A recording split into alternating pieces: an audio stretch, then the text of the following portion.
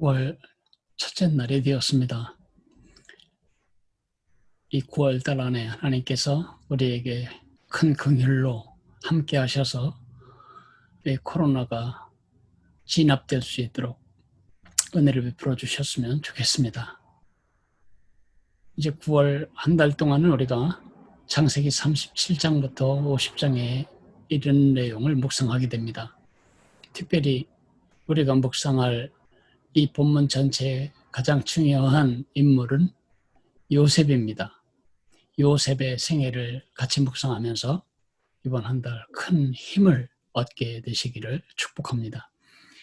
오늘 창세기 37장 1절에서 17절까지를 읽어드리겠습니다. 야곱이 가나안 땅 곧 그의 아버지가 거류하던 땅에 거주하였으니 야곱의 족보는 이러하니라. 요셉이 17세의 소년으로서 그의 형들과 함께 양을 칠 때에 그의 아버지의 아내들 빌하와 실바의 아들들과 더불어 함께 있더니 그가 그들의 잘못을 아버지에게 말하더라. 요셉은 노년에 얻은 아들이므로 이스라엘이 여러 아들들보다 그를 더 사랑하므로 그를 위하여 채색 옷을 지었더니 그의 형들이 아버지가 형들보다 그를 더 사랑함을 보고 그를 미워하여 그에게 편안하게 말할 수 없었더라. 요셉이 꿈을 꾸고 자기 형들에게 말하며 그들이 그를 더욱 미워하였더라. 요셉이 그들에게 이르되 청하건대 내가 꾼 꿈을 들으시오. 우리가 밭에서 곡식단을 묶더니 내 단은 일어서고 당신들의 단은 내 단을 둘러서서 절하더이다. 그의 형들이 그에게 이르되 내가 참으로 우리의 왕이 되겠느냐?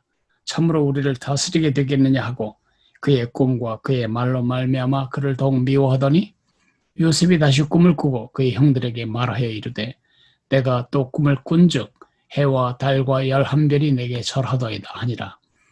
그가 그의 꿈을 아버지와 형들에게 말하매 아버지가 그를 꾸짖고 그에게 이르되 내가 꾼 꿈이 무엇이냐? 나와 내 어머니와 내 형들이 참으로 가서 땅에 엎드려 내게 절하겠느냐? 그의 형들은 시기하되 그의 아버지는 그 말을 간직해 두었더라. 그의 형들이 세겜에 가서 아버지의 양떼를 칠 때에 이스라엘이 요셉에게 이르되 내 형들이 세겜에서 양을 치지 아니하느냐? 너는 그들에게로 보내리라. 요셉이 아버지에게 대답하되 내가 그리하겠나이다. 이스라엘이 그에게 이르되 가서 내 형들과 양떼가 다 잘 있는지를 보고 돌아와 내게 말하라 하고 그를 헤브론 골짜기에서 보내니 그가 세겜으로 가니라. 어떤 사람이 그를 만난지 그가 들에서 방황하는지라. 그 사람이 그에게 물어 이르되 네가 무엇을 찾느냐? 그가 이르되 내가 내 형들을 찾아오니 청하건대 그들이 양치는 것을 내게 가르쳐 주소서. 그 사람들이 이르되 그들이 여기서 떠났느니라. 내가 그들의 말을 들으니 도단으로 가자 하더라 하니라. 요셉이 그의 형들의 뒤를 따라가서 도단에서 그들을 만나니라. 여러분, 요셉은 아주 중요한 인물입니다. 창세기에서 가장 많은 분량을 할애하고 있는 인물이 바로 요셉입니다. 요셉 할아버지는 창세기와 출애굽기를 연결하는 인물이기도 합니다. 우리가 이제 오늘부터 9월 말 정도까지 계속 묵상할 이 이야기는 원독자인 이스라엘의 2세대에게 어떻게 이스라엘 백성들이 이집트에 오게 되었는지, 어떻게 이스라엘의 한 가족이 한 민족으로 자라게 됐는지를 설명하는 아주 중요한 대목인데 그 주인공이 바로 요셉이라는 것입니다.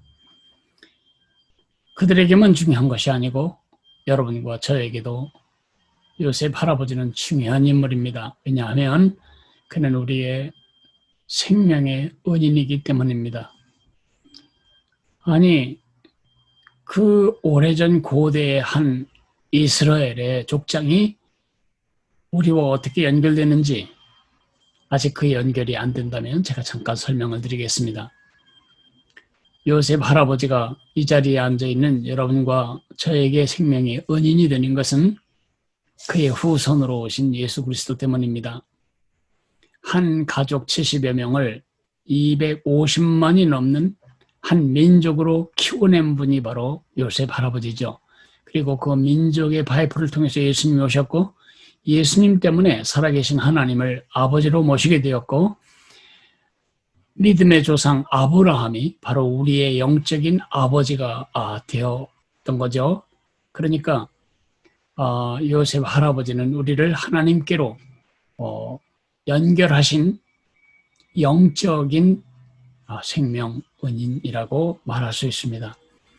오늘 본문을 묵상하면서 주목하고 싶은 것이 있습니다. 그것은 성품입니다. 연꽃이 아름다운 이유는 연꽃 자체이기도 하겠지만 그 연꽃이 핀 배경 때문일 거라고 생각합니다. 연꽃은 깨끗하고 그리고 사람들이 좋아하는 그런 토양에서 자라지 않습니다. 연꽃은 진흙벌에서만 자라죠. 요셉의 가정 환경을 보면 꼭 연꽃이 뿌리 내리고 있는 그 지저분하고 그리고 불쾌한 그런 진흙벌 같은 느낌입니다. 아버지 야곱은 성품적으로 그렇게 존경받을 만하지 못한 분입니다. 믿음은 있었지만 그는 끊임없이 자기의 야근수와 잔머리로 목적을 위해서는 수단과 방법을 가리지 않는 협잡꾼 같은 성품을 아주 오랫도록 유지하며 살아왔습니다. 그 아버지에게는 4명의 아내가 있었습니다. 요셉은 4명의 어머니를 가지게 된 거죠. 이 4명의 어머니로부터 나온 12명의 아들들이 각 색이었습니다. 제일 큰 형은 작은 엄마와 동침함으로 아버지로부터 저주를 받고 둘째 형, 셋째 형은 세겜에서 자기 여동생을 추행한 이장과 이장 아버지, 이장 동네, 그 동네 모든 남자들을 다 찔러 죽이고 그들의 재산을 약탈한 것 때문에 아버지의 저주를 받게 됩니다. 그 작은 어머니들의 자식들이 아버지의 양을 칠 때에 한 악한 짓들이 요셉의 눈에는 넘어갈 수 없는 대목이었습니다. 아버지를 속이고 양을 팔아먹었는지 무슨 짓을 했는지는 성경에 기록되고 있지 않지만 요셉이 그것을 아버지에게 보고 고백한 것 때문에 결국 미운 털이 바뀌고 맙니다. 더더구나 요셉이 꿈을 2편이나 꾸어서 꿈 이야기를 할 때에 형들의 마음에는 화산 같은 분노가 이글거리게 되었습니다. 와, 진흙벌 같지 않습니까? 그런데 그 진흙벌 같은 진청에서 요셉이라고 하는 한 사람의 고결한 성품이 꼽히고 있습니다. 오늘 본문에만 드러난 성품을 보아도 몇 가지를 말할 수 있는데 첫째는 정직했습니다. 형들의 부정직한 짓들에 동조하거나 타협하거나 눈 감지 않았습니다. 또 순종했습니다. 요셉이 어느 날 아버지로부터 명령을 받습니다. 형들이 양을 치고 있는 세겜에 가서 잘하고 있는지 보고 오너라. 그럴 때 아버지가 말한 이곳에서 세겜까지는 100km입니다. 80km죠. 80km. 도단까지가 100km이니까 그 80km의 길을 17살 소년이 터벅터벅 걸어간다는 것은 쉬운 일이 아닐 텐데 그는 이렇게 대답합니다. 내가 그리하겠나이다.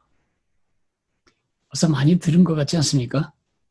우리 세대로 교회의 구호 중에 하나가 뭐죠? 문화 중에 하나가 뭐죠? 예, 그리하겠습니다.